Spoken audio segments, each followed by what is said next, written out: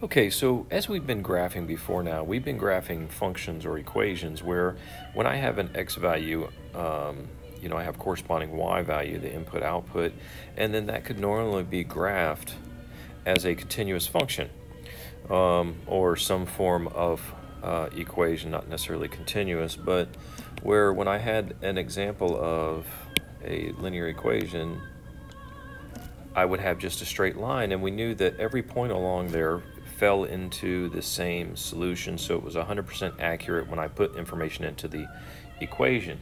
However, real world data, when we graph it, rarely falls exactly along a line. And that's what we're going to talk about now, are scatter plots. And this data, it may be linear and the points may be close or approximate to a line, but it will not be 100% accurate normally. And there's going to be techniques that we can use to approximate this equation, and it is, developing these trend lines and creating the line of best fit. And it will also, graphing calculators can actually, we can input the information into a graphing calculator and it will turn around and give us the line of best fit. It will help us develop those equations. And in developing those equations, it will also tell us the accuracy of these. So when we talk about the accuracy of a scatter plot, we are talking about the correlation coefficient and how much it's called its R factor. And if the R factor is, for example, 0.99, that means it's 99% accurate. And when we were graphing equations such as x plus 3, when we graphed that, that was 100% accurate. So if we were to graph the points out of that, it would say it would be an R factor of 1 because it would be 100% accurate. So looking at how our data loosely falls along some form of linear approximation will give us this new scatter plot equation and its accuracy. And what this is this is a copy of one of our handouts that we're going to talk about in class today, or we did talk about in class. And we're looking at the correlation and looking from a zero correlation. There's when my R factor, so this is my R factor. And when my R factor is 0, when R equals 0, it's not an R, that's an F. When my R equals 0, there's no relation. Okay, no correlation. And then as I move away from that, or I move to the end, when I have a 100% relationship, it's a perfect linear relationship. This is a perfect linear relationship.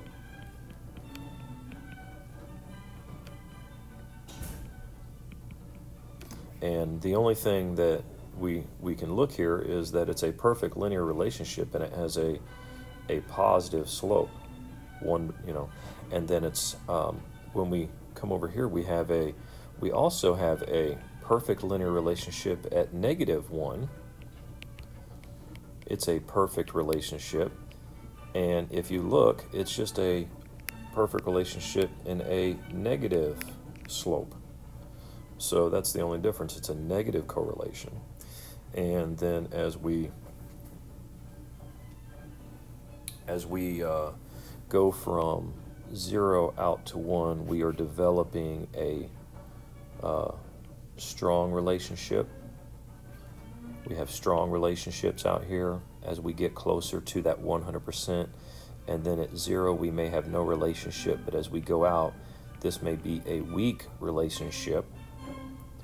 So if we take and we look above this information, so again, right here, we are looking at a perfect linear relationship positive, a perfect linear relationship negative. In the middle, we're looking at no apparent relationship. I can't tell which direction any of this data is going. But as I move outward from there, I can possibly notice that this data, as I read from left to right, does look like there's a general trend of it moving upward. We seem to have a positive data moving upward. It's loose, it's weak, it's not really defined, but as we start to move outward, this might be 0.3, Here we may have a 0.8 relationship because it's starting to get a little bit more defined where I can start to see more of a line forming. And then the same goes in the other direction. We may have possibly a 0.3 negative relationship, and we and then we may be getting to a negative 0.8 relationship. And I know that's hard to see, but again, it was just supposed to be just sort of seeing if we can see the information as it goes. I didn't want to cover up the data as I'm trying to create that. All right, so with that, we talk about graphing. I'm going to talk about graphing scatter plots and making a scatter plot to describe its correlation. Make a scatter plot of the data on the table. What relationship does this scatter plot show? Well, we know that, of course, I'm looking for my X, my Y, and it's going to talk about gasoline purchases. So I know that my X-axis is going to be my dollars spent, and I know that my Y-axis is going to be the amount of gallons purchased, and I want to see how do those things relate. And we know that gasoline prices fluctuate on a regular basis daily, and so I'm going to go ahead and see this. But when I go to graph it, as I graph on a XY coordinate, I do need to identify, not the greatest straight line in the world. Let me try that again.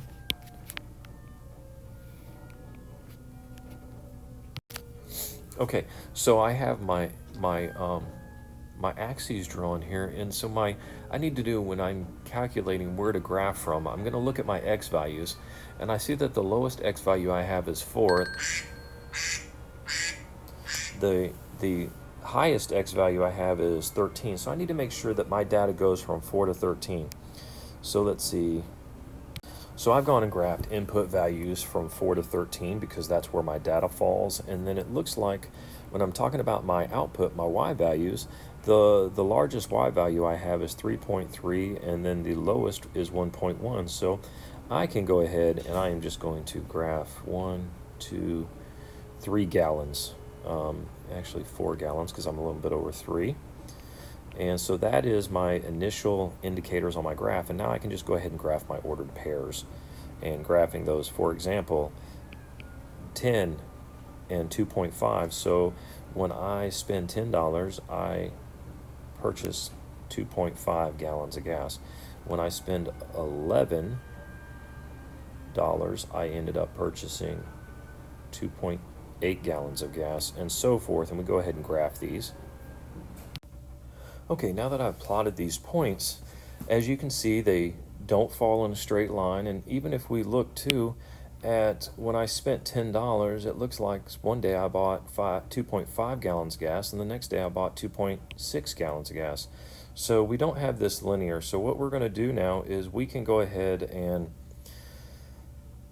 different books, different people will tell you to do different things. But as I look at this data, I can go ahead and create some kind of straight line which sort of splits my data in half. And in doing so, if I draw a straight line through my data,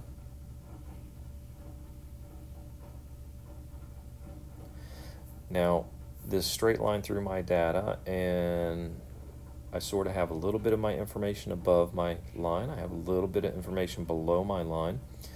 And so now we can come up with an equation. Make a scatter plot, and what relationship does this scatter plot show? Well, first of all, what relationship? If I look at that, my general slope of my line is positive. So we have what would be called a positive correlation, right? A positive correlation, and it may resemble that graph right there. So we have a positive correlation. Okay, so in that positive correlation, and then it says, consider the city population and the number of letters in the name of the city. Wow. Okay, so that really has nothing to do with this graph, right? So we are done here, but it says, consider the population of a city and the number of letters in a city's name. Would you expect it to have a positive, a negative, or no correlation between the data? Well, think about it. Does it matter the city and the number of letters in a city and the number of people that live in the city, there's no relationship to that. So that would be no correlation. I could say, though, that the amount of money that I spend and the number of gallons that I can purchase has a positive relationship. Or I could also say that when I'm driving in a car and I'm going 50 miles an hour, when I press the brake, so as I press the brake, my car slows down. So that might give me this look. So I could have a negative correlation there depending on that, but a negative relationship. So just being able to look at my data and making that determination that we are looking at here. Do I have no relationship? Do I have a positive relationship? Do I have a negative relationship? And then something in between. Okay, so of your data. Writing an equation of a trend line now, and make a scatter plot of the data. All right, and then we're going to draw a trend line and write its equation. So let's see, let's start with our trend, our data. All right, so I have my body length is my dependent information, and my age is going to be the independent information. So as I go to graph this, I'm going to graph age 1 in months is going to be 8 body length. 2 is going to be 11.75. Again, I'm estimating. 3 is 15.5. 4 is 16.7.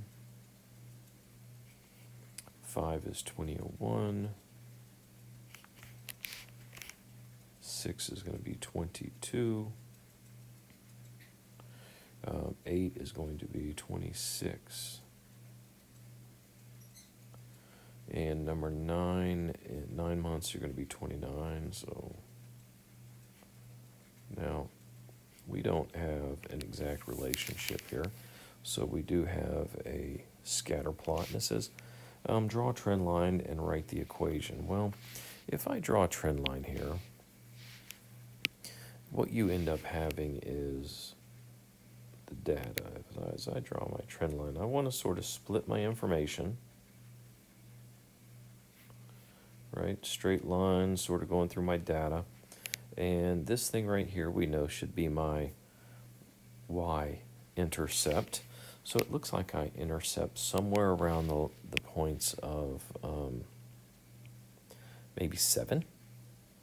So my y-intercept is going to be about 7 body length. And then I'm going to have a slope here that is going to determine, and I could pick 2 points. You know, I could pick that point right there, and I could pick this point right here. Those are about splitting my information. So if I took that point and this point, and I did my slope-intercept form, I would have my slope is equal to 26.5 minus 11.75 over 8 minus 2. Let me see here. All right, so as I'm calculating my slope here, I get something along the lines of 14.75 over 6, which equals about 2.46. So the slope I came up with was about 2.46. So my equation would be, in this case, I guess y equals 2.46x plus 7. And that is going to give me a general equation for my trend line that I created. Now, we have ways to put this into the calculator, and it will give us the exact information. But right now, we are doing an approximation. So if I look, and it's asking me to approximate now, what is the approximate body length of a 7-month-old panda? Well, when I go and look at 7 months old, I have that point right there, which is about 23. So about 23. That's if I wanted to guess just by looking at my graph, that's possibly where 7 months puts me. But if I go ahead and do some, inputting, if I put 7 months into my equation, I end up getting 24.22. So I could estimate somewhere around 23, 24 just based on my line. But of course, if I were to throw it into the equation that I just came up with, it told me that it would be 24.22 inches. And that's coming up with the equation of line based on my data using the slope and different things that we've been using in class. Now, finding the line of best fit using a calculator, well, you can use a graphing calculator to find the equation. Line of best fit to the data to the right, and what is the correlation coefficient to 3 decimal places, and predict the cost of attending. So we're going to predict somewhere down here, 2012, 2013, what is my value going to be? And it's got some information in here, but on how to install it, you go ahead and hit edit on your graphing calculator, and then that brings up your, stat, which brings up your statistics data information. And you can go ahead and select edit. You can type your values in, and it's going to look something like this. Okay, so I've gone and placed my information in there, and it does say let L1 years, enter your years into L1, and then it says let X be 2000, represent the academic year of 2000, 2001, and then let X equals 2001 to represent 2001, 2002. Now, I did mine a little bit wrong, so let me go back and fix that. Because as you can see here, it looks like 2000 I input as I input 2001 as what they would have said 2000. So let me fix that the way it has it worded. So as you can see here, I've gone and input the information a little bit differently. Did it accurately according to their description. Let 2000. This one should be represented by 2000 right here. That's 2000. So this data was input incorrectly. I've gone and corrected it and enter the cost into L2, and I've put those costs into L2. And now it says to go ahead and choose stat line reg from your calculator. Let's see here. So if I went to hit stat, then it says choose line reg AX plus B. Okay, I see it, AX plus B. It looks like it's option number 4. And select enter, and then you're going to go down and select calculate. And it's going to give you your equation off the bat. So as I input the information in and I go ahead and follow these directions right here, I'm given to this form right here, which is going to be my slope-intercept form. So I have y equals a, which is 409.43 x plus b, which is negative, so which would be minus 815,446.71. So there is my equation for a line, and then it says press enter to find the equation of a line, and then also the line of best fit and the correlation coefficient. Well, depending on your calculator, what you're going to have to do is you are going to have to go to tests. So the same thing, stat, and arrow over to tests, and then you're going to have to arrow down to option F, and it is going to give you the ability to see your correlation coefficient, which is known as the variable R. So I will show you a picture here. And what we see here when we look at our calculator screen is, here's my, the R value here down at the bottom is my correlation coefficient, and that is telling me that my data is 0.9959 or 0.996 accurate. So that is how accurate the data is, the correlation. How well does the data model, how well is the data modeled by the equation of the line? So that is pretty accurate. That's not a exact one-to-one equation, but it is very good data.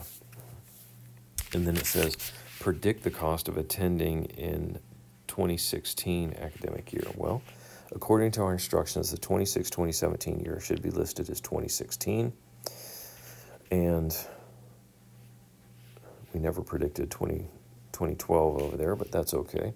We have y equals 409.43. Going to replace x with 2016 minus 815,446.71. Going to put that in the calculator and hit enter, and it's going to give me some number.